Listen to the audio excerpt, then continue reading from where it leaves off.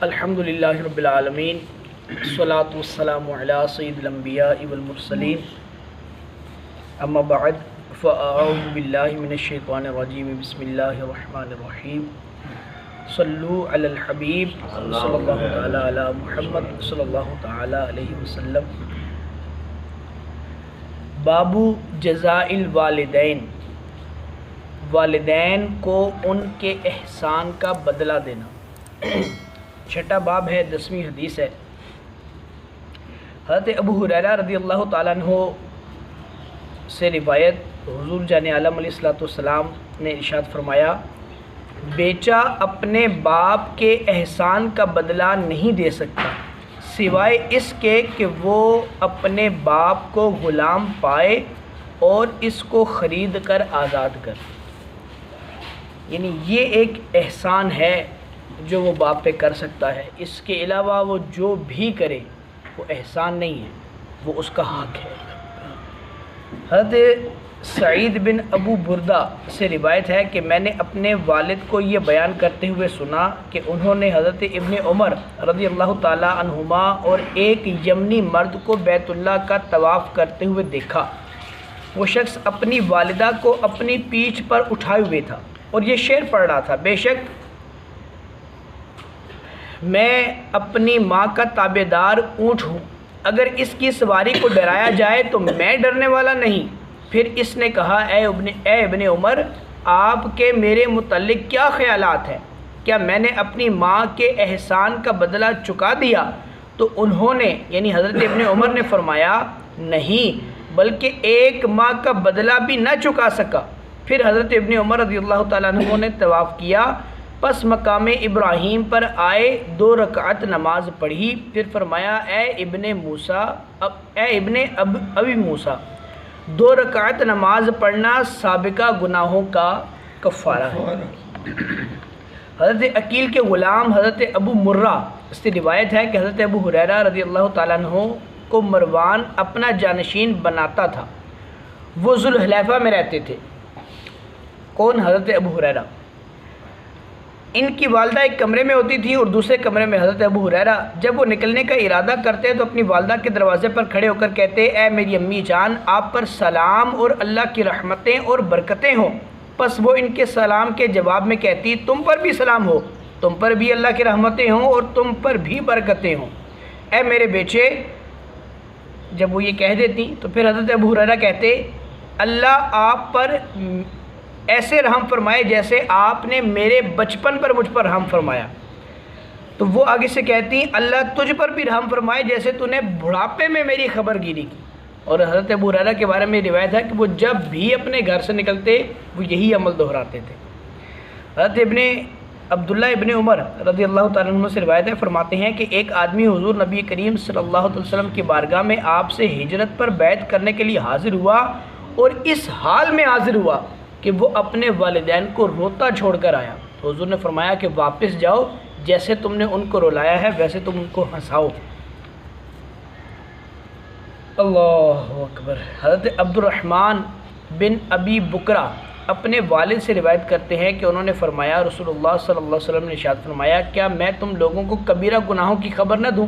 اب دیکھیں، کبیرہ گناہ حضور کی زبانی، یہ آپ نے 3 مرتبہ فرمایا کہ کیا میں تمہیں گناہوں کی خبر نہ دوں، کبیرہ گناہوں کی؟ پھر صحابہ نے عرض کیا، یا رسول اللہ ضرور ارشاد فرمائیے۔ آپ نے فرمایا، اللہ کے ساتھ شریک ٹھہرانا۔ نمبر 2، والدین کی نافرمانی کرنا۔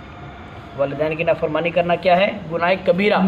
اور آپ علیہ السلام ٹیک لگا کر بیٹھے تھے، پھر سیدھے ہو کر بیٹھ گئے، فرمایا، سنو، جھوٹ سے بچنا، جھوٹ سے بچنا، جھوٹ سے بچنا۔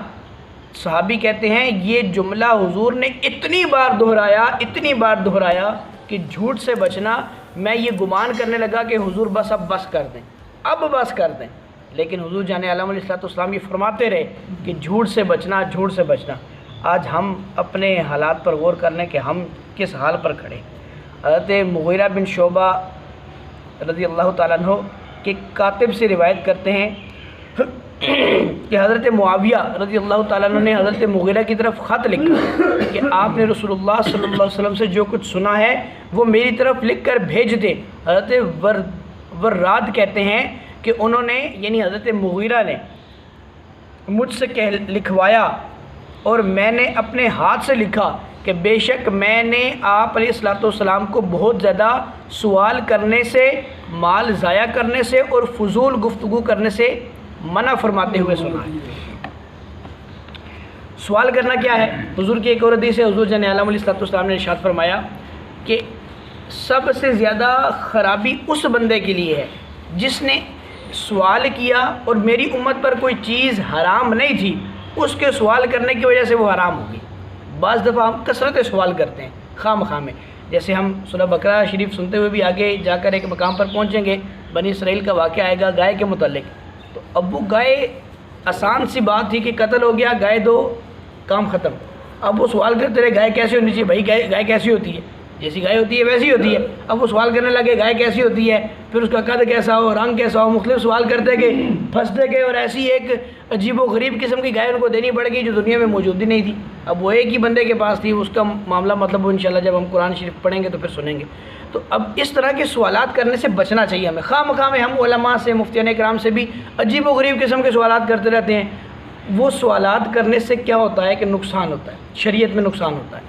تو اس طرح بہت زیادہ سوالات کرنا ایسے جو جن کی کوئی ضرورت نہ ہو، صدقہ کرنے کا کہہ دیا کہ صدقہ کرو تو بس کر دو، اب وہ کتنا کرنا ہے جی، کس طرح کا کرنا ہے جی، کیسا کرنا ہے جی، کہاں سے کرنا ہے جی، پیسے کس طرح کے ہونے چاہیے، بھائی جو پیسے ہیں تمہاری جیب میں دے دو۔